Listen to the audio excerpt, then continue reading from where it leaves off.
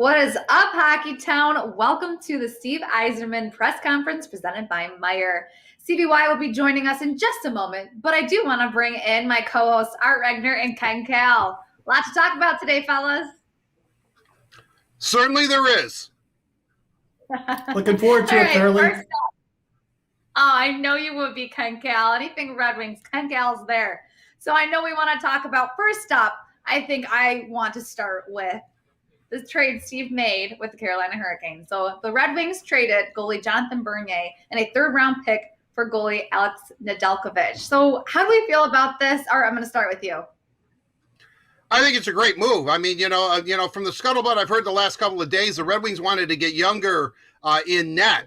And that for next season, so I figured Jonathan Bernier was about history here in Detroit for whatever reason that they were about ready to look for something else. And when it comes out and a player is going to explore free agency, that usually is, and I think Kenny knows this, that's kind of the reading in between the lines, meaning that he can't come to some sort of agreement with the team that he's currently on, which this team would be the Red Wings. I like this move. It's only 2 years. Nedeljkovic will be 27, so he probably hits unrestricted free agency. If it works out, Steve will sign him long-term. And I just want to say to all you naysayers out there, that does not mean that Jesper Wallstedt is not going to be drafted 6th overall. I mean, because he in 2 years from now, he could be ready to step into a role here in Detroit. We'll see what happens definitely in the next couple days. But sorry, Ken, go ahead. I want to get your take as well. Carly and Art, this really kind of blows my mind because I figured the Red Wings were going to get a goaltender somehow, whether it be they're going to sign somebody or whatever. But I didn't expect Nedeljkovic. I mean, here's a guy who's 25 years old. He's only played 38 games in the National Hockey League, but it's a short sample, but in those 38 games, his save percentage is like .927. So, he's proven that he can play in the National Hockey League, and he was a big part, I thought, of that Carolina Hurricanes team. For the life of me, I can't understand why Carolina wouldn't want to keep him. I mean, it just blows my mind. He wanted 3.5 a year in Carolina, and he signs for Detroit 2 years for 3.0, I believe. So, it's one of those situations where I'm thrilled because I think he's an outstanding goaltender. He's got a great future potential, and the sky's the limit for him. I couldn't agree with Ken more. I'm sorry, Carly. Go ahead. Ken and I we're very enthusiastic about this move, and essentially, he signed for the same price they were paying Jonathan Bernier, and he's 8 years younger. And he has ties to this local area. He was teammates with Dylan Larkin on the development program along with Jack Eichel. He played on a World Junior team for Team USA where the centers were Eichel, Larkin, and Austin Matthews. So, he has a pretty good little pedigree himself. And, I'm excited about this move. I think, he and Wallstedt 3 years from now are going to be a great tandem. You're still thinking about they're going to take a goaltender, huh, Art? You bet, man. I'm not until Steve says Mason McTavish or whomever. I'm going to. That's my story, and I'm sticking to it. Save your ammo for tomorrow in Chevy Plaza, okay? Right. I will. Quite yet. We still have a lot to talk about that is not draft related. So, we look at the goalies, and again, maybe it is just because Nedeljkovic has ties to Michigan that brought him here, and the grass is always greener. I feel like you have a player, and sometimes you don't really see what he's doing for that team, but it is great to see a player from the Carolina Hurricanes who made a long run in the playoffs come on over to Detroit. But we do have more news that we want to talk about. A current player that we have, and now who will be a Red Wing for 3 more years, Michael Rasmussen. The Detroit Red Wings extended his contract by 3 years. I know we saw him skating 40 games with the Wings this season, and he recorded 12 points, 26 penalty minutes. He's a third-year pro and second-year NHLer, but we will get back to that in just a minute as I think we have CBY approaching the podium, if you will.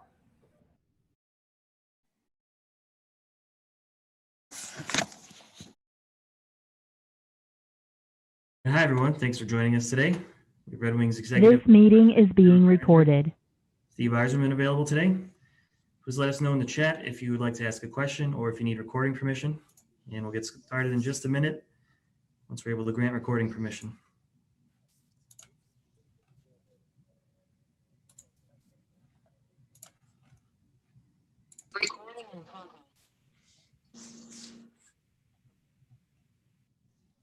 First question is from Ted Colfin, Detroit News. Let me try that again. Hey, Steve, how are you doing today?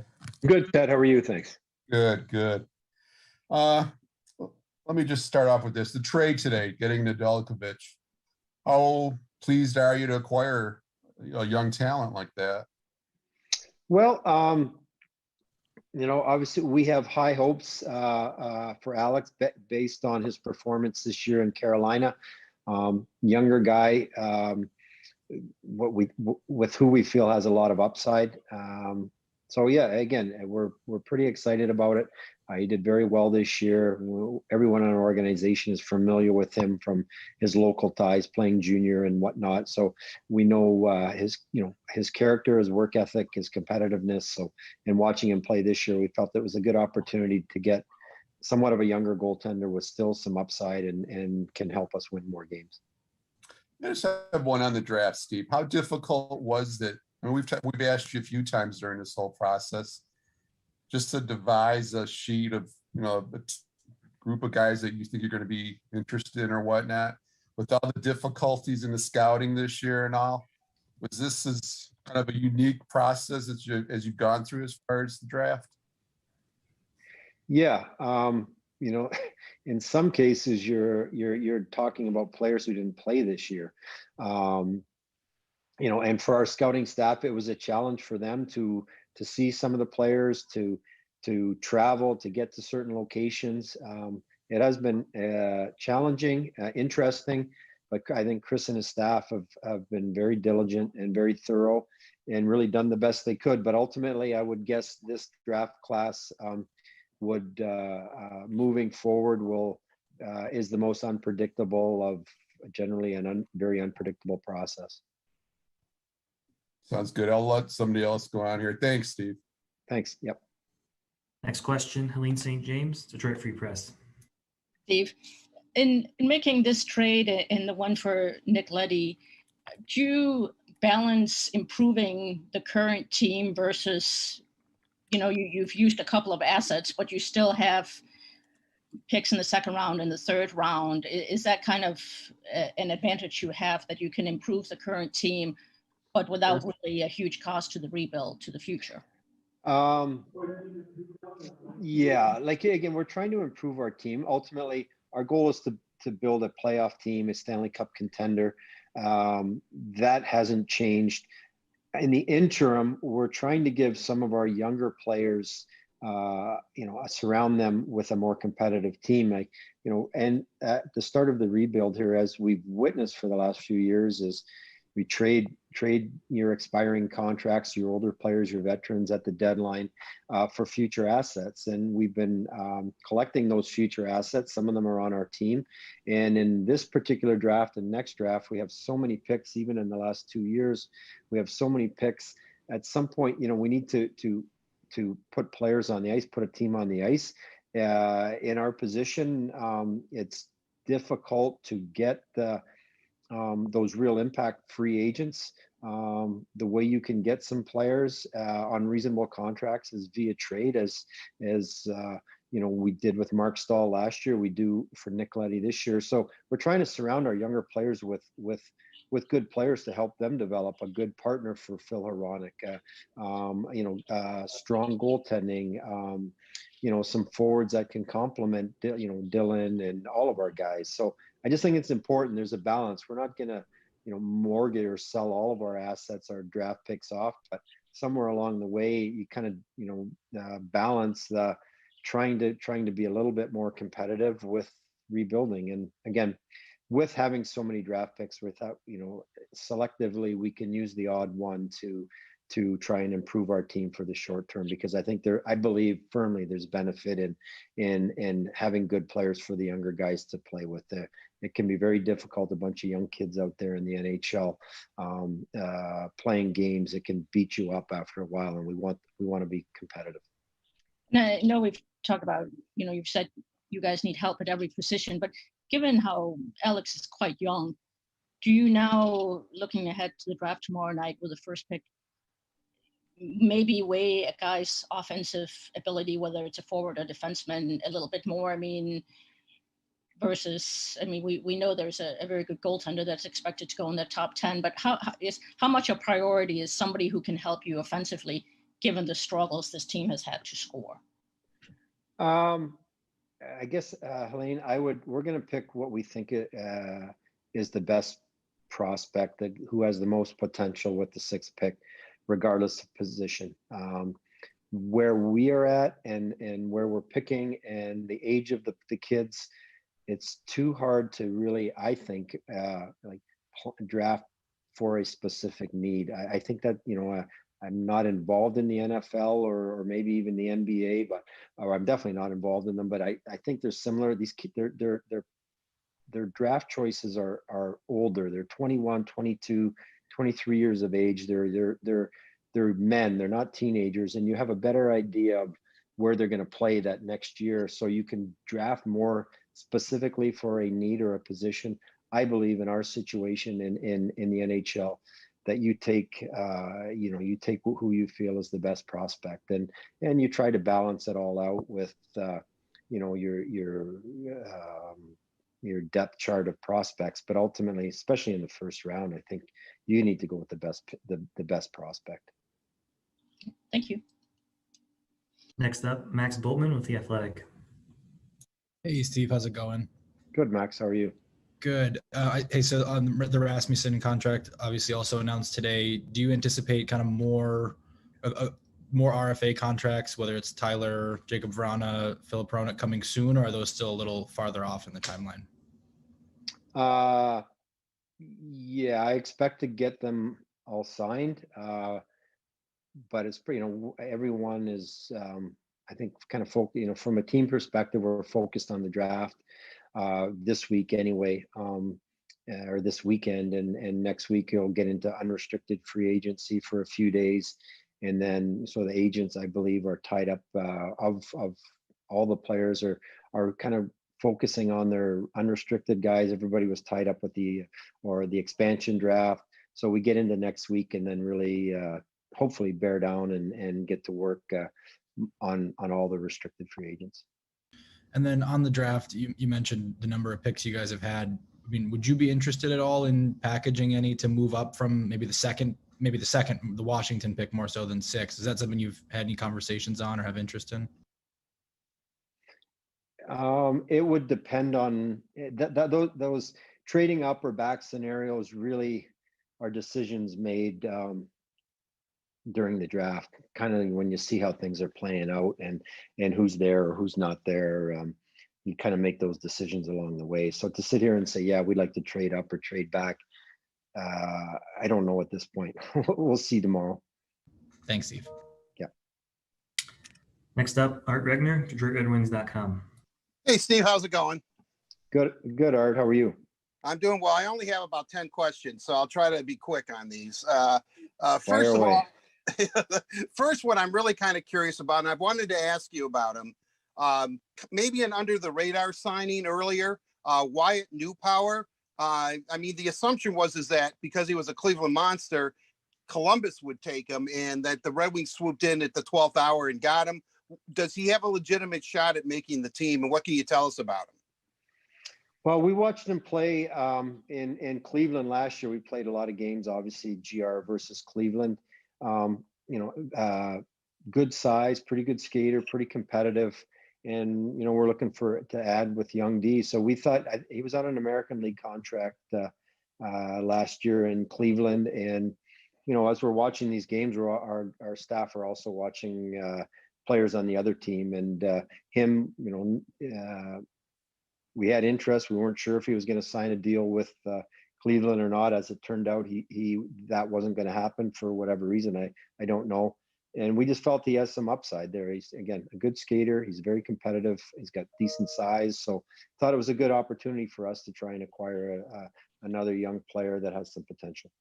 When you look at this year's draft, and you said earlier that you think that maybe, the thing is, if you go into, like, in this case, 32 war rooms, usually in a draft, everyone's draft board sort of looks the same. Some guys might be a few stop higher for some teams, some guys lower. But that the feeling is that this year, as you said, is wide open. Does that mean, what do you rely on? Do you rely on more of an eye test now, or do you use the new metrics as, when I think Corsi, I think of a pizzeria or something. But I mean,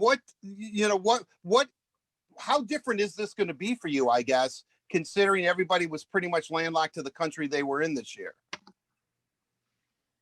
Well, again, we scouted and assessed the same way we could. Just a lot of it was more video. But in each country, the guys that were able to attend games in person did that. We were limited to get our ability to get, for the US guys to get into Canada. We were limited to get into Europe. But I think our staff is, we got all the areas covered that we could see. So I think, again, it just goes back. It's a little bit more unpredictable. So ultimately, yeah. I was just going to say, I didn't mean to interrupt you. So you think it really, I mean, you're going into this tomorrow having no clue what could transpire, right? I mean, this is a really wide open draft. If I'm not trying to read into it, but that's maybe your thought heading in. Well, I don't want to say we have no clue. We have somewhat of a clue, but that remains to be seen as well. Yeah, again, it's going to be very unpredictable. I don't know how other teams, what their lists are. We don't have access to that. Obviously, we look at a lot of, in the media, some of the different lists that the sports networks put out and whatnot, and read those for curiosity. And even they're all over the map. So, yeah, again, it's going to be an interesting day tomorrow, interesting weekend. Losing Dennis Cholowski in the draft, which the expansion draft to the Kraken, you knew once you signed Leddy that could be a possibility, I guess. How disappointed, or did you kind of expect that maybe he would be the player taken? I wasn't really sure what Seattle was doing. Certainly when we made the trade, and we're now, anything we've talked about leading up to the expansion draft is, okay, how does that affect us, our protected list, whatever we did. Ultimately, we felt that this was, we went ahead and did it, that we felt that they were willing to take that chance. We really weren't sure if Seattle would go after Dennis or one of our veteran forwards, or D-man for that matter. Really weren't sure what they were going to do, but ultimately felt we were comfortable in acquiring Nick, and what we could potentially lose in the expansion draft. We were prepared to do that. All right, and one final question. I know it's not 10, but I'll be quiet here. Is that, have you started any kind of talks with any of your own unrestricted free agents? Hope to get them done before the 28th. Yes, I have. And are you close with anybody, or can we expect, like a midnight press conference or anything? I don't know. Again, like, from right now, I'm looking at the draft. We're getting ready for the draft tomorrow and Saturday, and we've had some discussions with our guys, and we'll see what happens. Great. Thank you very much, Steve. Appreciate it. Okay, Art, you bet. Next up, Brad Galley, WXYZ. Steve, thanks for the time, man. Yeah, no problem, Brad. With Nedeljkovic, was goalie a priority for you that you wanted to solidify and finish as you looked at the offseason for maybe a few weeks or months now? And I guess if you could maybe just, how did that all come about? Because people in the hockey world are all looking at this going, what was Carolina thinking letting a Calder finalist go? Well, that's you'd have to ask them why they were comfortable doing that. I don't know. For us, we had a decision to make. We had Jonathan Bernier, obviously, here was a pending UFA, and then again had some discussions with Carolina regarding Alex. And for us, again, it's a chance to get a younger goaltender. The kids that we have in our system are probably a ways off from playing in the NHL, and we thought this was a good with Thomas Greiss under contract for one more season. Tried to bring in a younger goaltender that has some upside, and that has potential to be our starter for a number of years. So, he's relatively inexperienced at the NHL level, but we think he's got real good potential, and has a chance to play for us for a number of years. Tyler Bertuzzi's in an interesting spot, and I know his name has been floated out there by people that you may not think have much say in all of this, but he's in an interesting spot bouncing back from an injury. Is he a guy, Steve, that people have called you on to ask if he is available for trade? Could we expect him to be moved? My goal is to, and I've talked to Tyler about it. Our goal is to figure out a deal that, and we want to keep Tyler here in the organization. We like him as a player. We certainly like him as a person. And it's my hope that we can figure something out, that he remains with the Red Wings, not only beyond this year, but for a number of years in the future. Have teams called about him though? Teams have called about a lot of our guys, all of our good players. Happens all the time. Thank you. Next up, Carly Johnston, Red Wings TV. Hey, Steve, thanks so much for doing this. Yeah, no problem. All right, I know we're talking a bit about age earlier, and with Rasmussen being 22 and Nedeljkovic being 25. Is age a big factor when you're signing contracts, or does that just become a secondary factor to think about?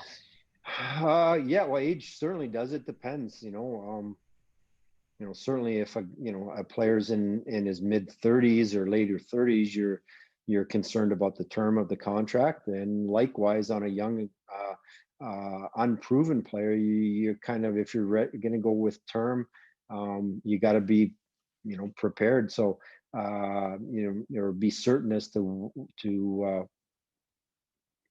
what your what your upside and what your downside is. So the term on every contract, regardless of the age, has some impact. So yeah, things are different. Like with Alex, I was 25, 26 years of age and being relatively inexperienced at the NHL level. You can play for a long time, and that's pretty, kind of your prime years. You get into your mid 20s, your fifth, sixth year as a pro, regardless of American League or NHL, you're entering your prime. And we think he's at a good age that he can, develop with us, with our core of young players, and be a good goaltender for a long time.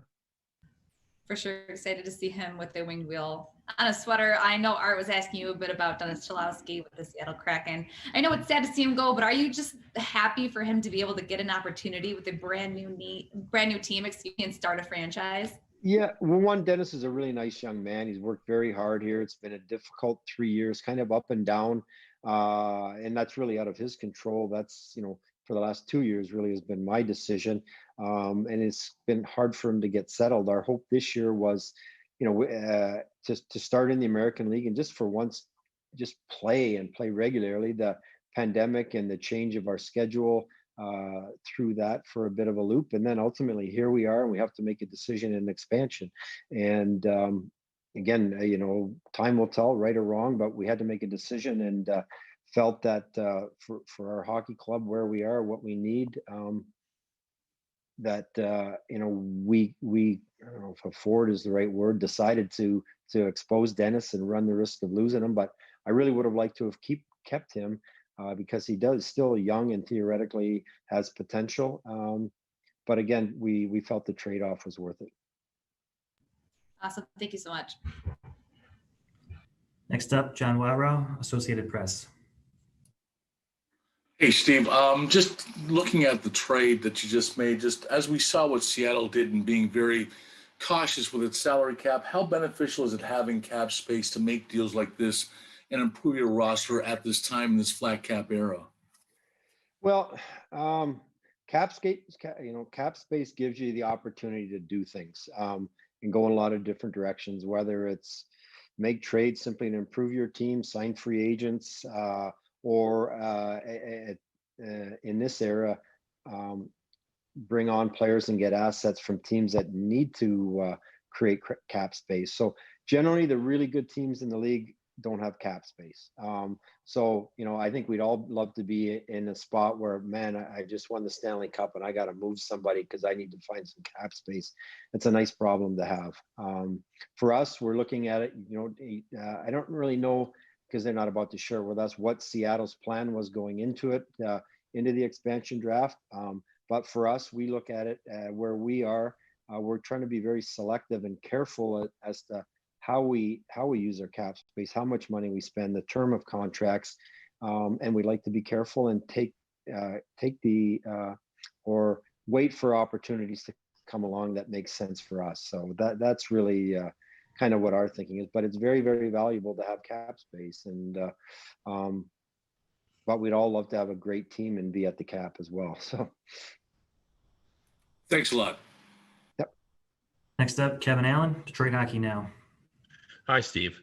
I wanted to ask you about the availability of Alex. It's rare that we have a younger goalie like that move. And I wondered, coming into this, because of the flat cap and because of the expansion, a lot of general managers said it was going to be an odd summer and there were going to be opportunities that you don't normally see. Is that one of the cases here? Were you sort of anticipating there might be some unusual situations that you could take advantage of? And secondly, are there more of them out there? Is there more than usual, opportunities that maybe wouldn't be there under normal circumstances? Well, I think we're somewhere between last off season and normal circumstance this year. I really had no clue what was going to happen last year in the off season, what teams were going to do. As it turned out, the free agency period, based on signings, based on some of the trades that were made, opportunities, the teams that had a ton of cap space were able, I think, to kind of take advantage of that. And some teams got very good players that in an unrestricted free agency that I think we all kind of maybe anticipated prior to the pandemic would garner higher AAVs maybe. This year, kind of going into it, it looks like teams are a little bit more aggressive. Is that because there's a new team in the league, therefore the talent's being spread out even more, and everybody needs ultimately 7 or 8 defensemen and 12 or 13 forwards. So it kind of makes these players a little bit more valuable. It looks like there's some opportunities maybe to do some things, but I think teams are, I think it will be a little bit more closer to normal this period than last summer.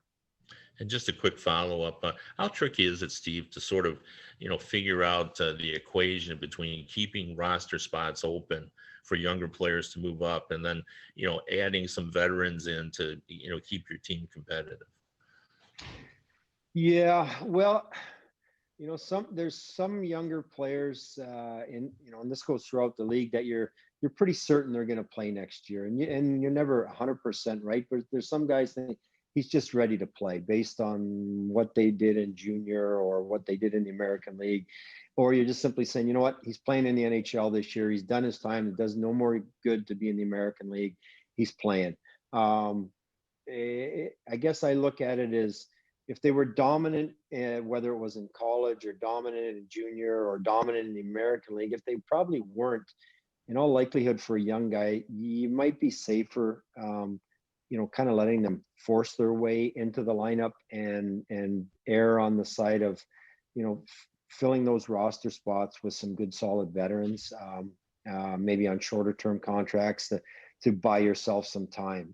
So again, every now and then there's a player in your organization that you just have a strong feel they're ready to go, and you keep a spot open for them. Otherwise, I've tried to take the approach, if I'm not real certain, let's fill that hole and we'll wait and be more patient with the young guy. But Kevin, it's not it's not an exact science. It's a bit of you kind of use your experience, kind of a well-educated guess. But like I said, I've always kind of gone by, God, he's just too dominant. The ideal situation really is, they've been in the American League, and you kind of what baseball does, you try them out at the end of the season, see how they look, and then you get a better feel for it at that point. Thanks, Steve. Yep. Our last question's from Ansar Khan, MLive.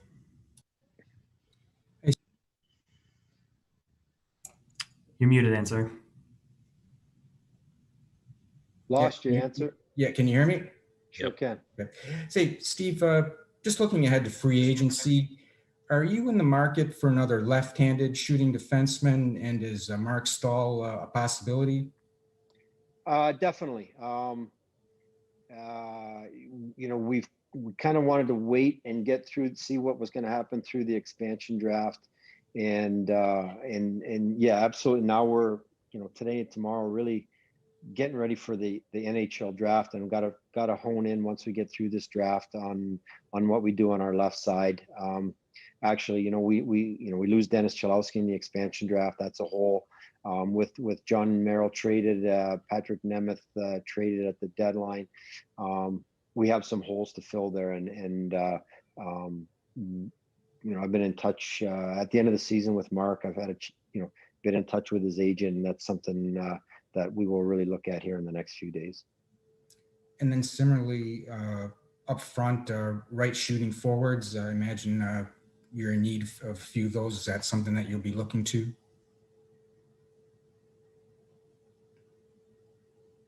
Ideally, yeah, we'd like to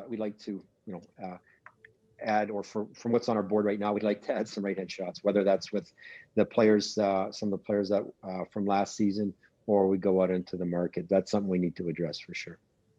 Just one more, Steve. With the Petruzzelli, is there still a chance that you could sign him, or is it kind of moved on from that? I don't expect to sign in the near future. If Keith goes back to school, I'm not sure what his decision will be. That would be for him, but we can consider it in the future, but not at this point. Okay, thanks, Steve. Yep. Those are all the questions we have for today. Thanks to everyone for joining us, and Steve, thanks for your time. My pleasure. Thanks, everyone.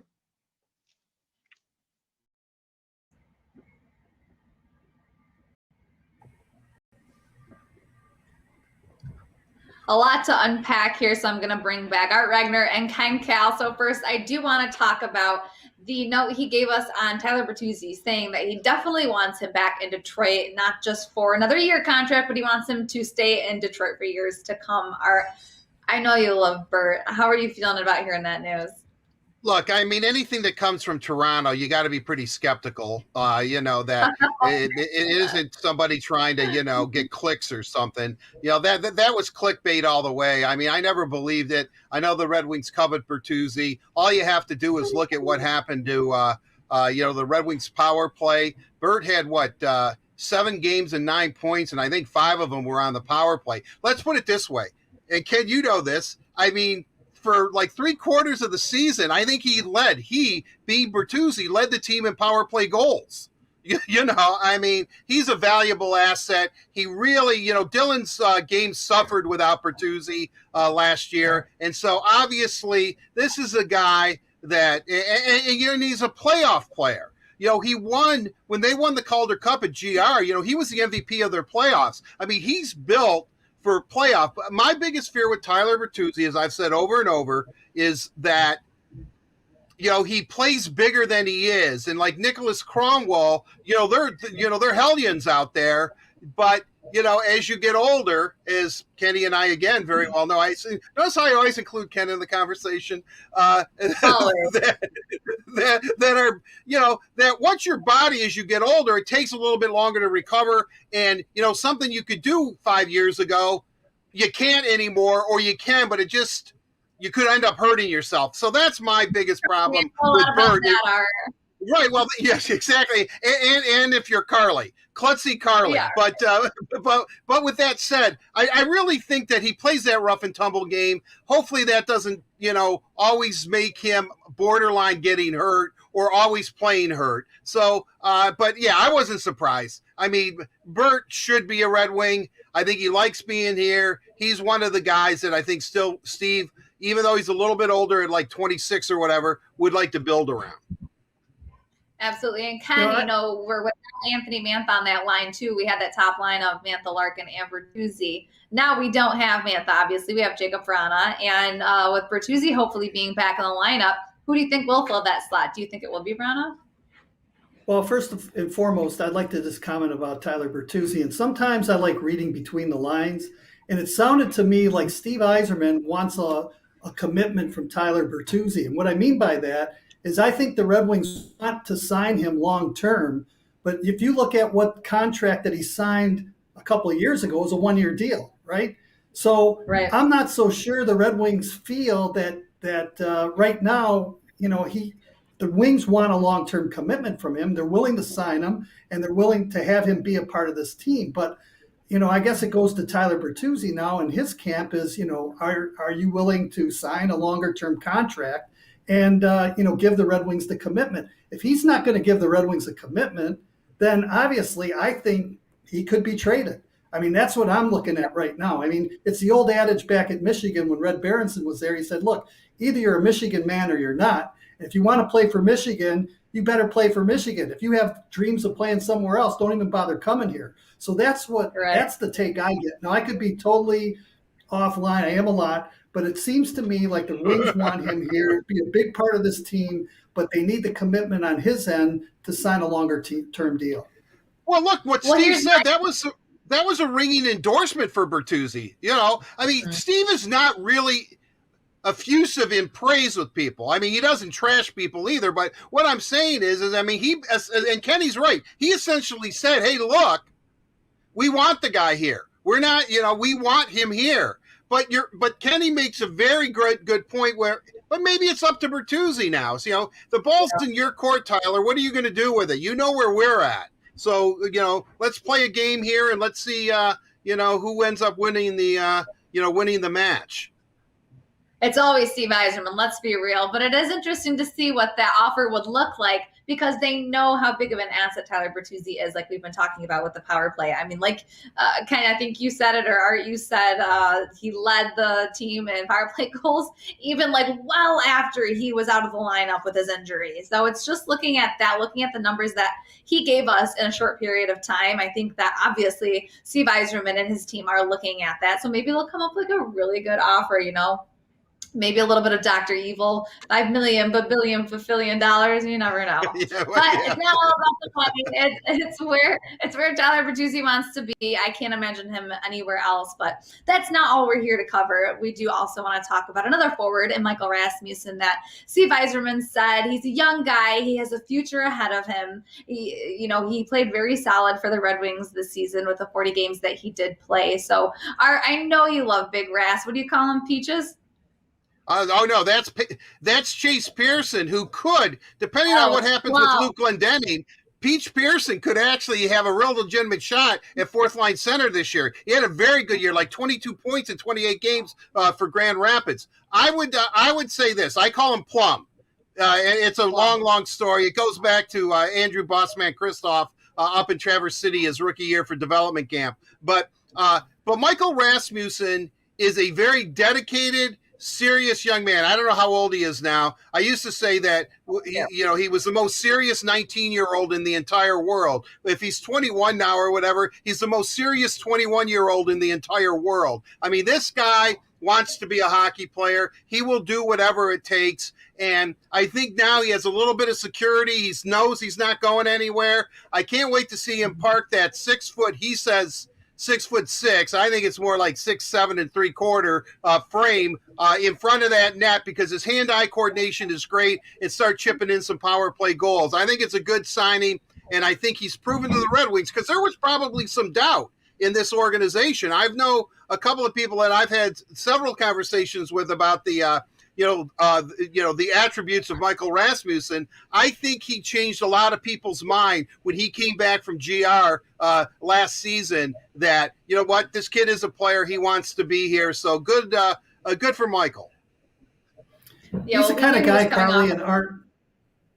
He's the kind of guy, Carly and Art, that is typical of a player who gets drafted and wants to play in the National Hockey League. And we always talk about young players, how difficult the league is and how you need to adapt. And it takes time. It's not going to happen overnight for 95% of the players that play eventually in the National Hockey League.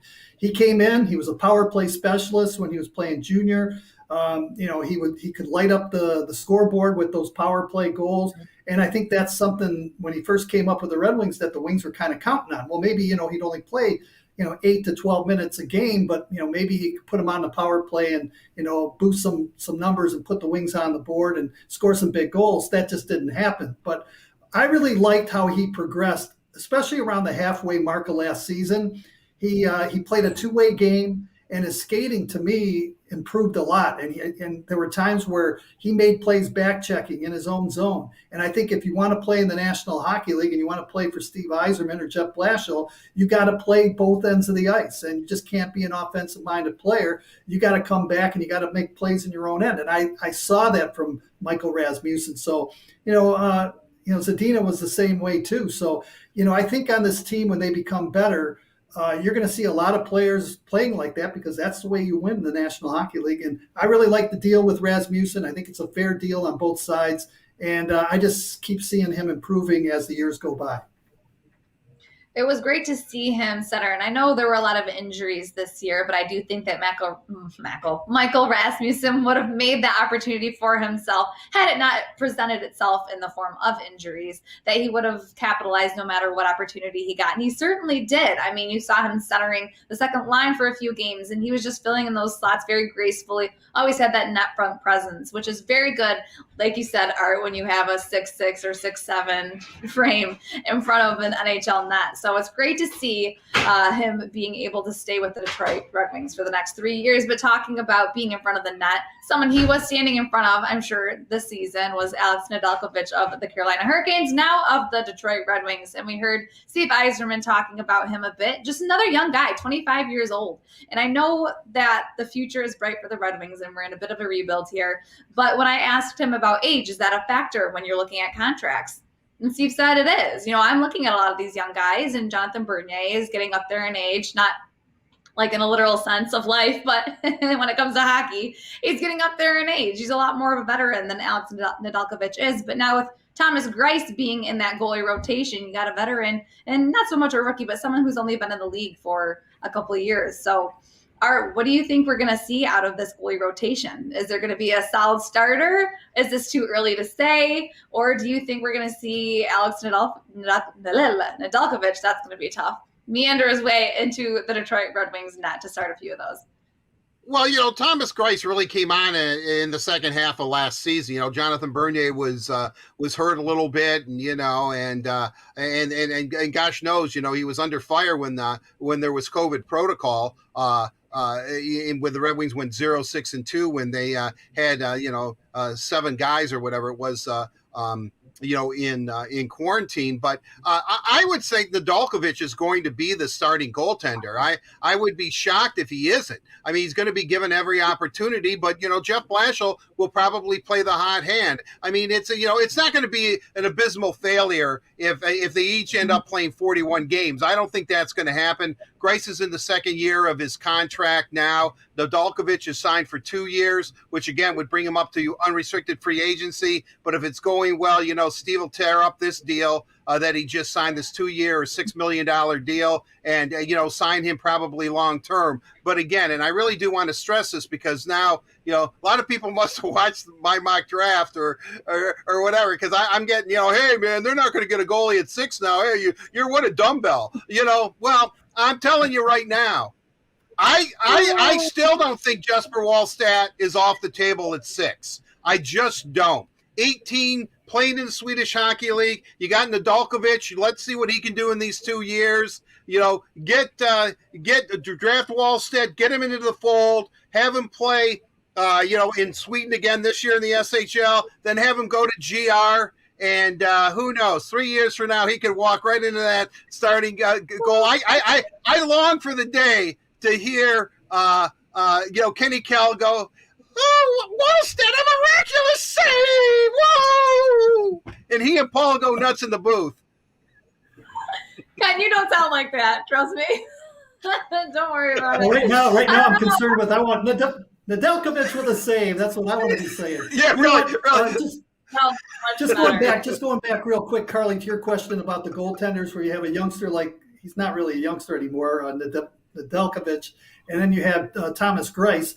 What I really like is the competition amongst the goaltenders. And you don't have to look any further than across the street at Comerica Park. And what the Tigers are doing right now, that bullpen for the Tigers is amazing right now. I mean, they're just on fire. They're first in every category over the last week or so. But that tells you something. When you get both goaltenders playing well and there's competition between the veteran and the youngster for playing time, it's all about confidence. And once you get that nice meld together, you can win a lot of hockey games. So that's what I'm looking forward to. It's Nedeljkovic learning from Greiss, Greiss looking at a youngster saying, hey, kid, I can play too. And you get them both together, and now you got a winning combination. There's nothing like competition in hockey. And when you're a goaltender and you want to play, no matter if you're a veteran or a youngster, that just makes the team better, in my opinion. Yes, and it's a beautiful thing to have. It's an awesome problem to have when you don't know who to play and not that night because they're both playing hot. So we saw that last year for a few bouts with Thomas Greiss and Jonathan Bernier. Now I'm excited, and I'm saying this confidently, that we'll have that with Thomas Greiss and Alex Nedeljkovic. A bit of a veteran, not so much rookie, not so much youngster, but a little bit of a younger guy coming in to try and take that starting position. But I know we got Jesper Wallstedt for Art at pick 6. Ken, I know you recorded your mock draft today, but I want to know who you have at 6. I don't want to spoil it for our fans tomorrow coming to our draft day extravaganza, but for those watching right now, I'm going to say, I thought before this Nedeljkovic thing that maybe the Red Wings would get a goaltender, go after a goaltender. I really believe they need some scoring, though, and they need a center iceman. But if a center iceman isn't on the player that they want to go for, I'd have to say that if he's available, William Eklund, I just think that he's the guy the Red Wings would have to take. I have a feeling that he might go earlier in the draft, but if he's hanging around and nobody took him at 6, then I think the Red Wings really would take a look at him. He's got a high RPM, a high motor. He's terrific on the wing. He's not a very big guy, but he's pretty creative out there. He can score you some goals down the road, and I think down the road he can be on your top power play unit as well, and he can put up some numbers for Detroit. So I just think that if William Eklund is there, that's the player that they would take. All right. I went with Mason McTavish at center. So we'll see what will happen tomorrow, fellas. The 3 of us fans will be downtown at Little Caesars Arena in the Chevy Plaza for the Detroit Red Wings draft party starting at 6 p.m. We better see you guys there. It's going to be tons of fun. We'll have Mickey Redmond, Larry Murphy, Drew Miller. We're going to have a hell of a good time. Art said he's buying everyone a round of ginger ales if we draft just for Yes. Very, and that is ginger ale. Not my cup's ready, Art. Mickey Redmond. Kenny and I've shared a few ginger ales over the years. Absolutely. Yes. I'll looking forward to it soon. But again, downtown at Little Caesars Arena, the Detroit Red Wings draft party presented by Meijer. The 3 of us will be there 6 p.m. We'll see you there. Until then, guys, let's go Red Wings.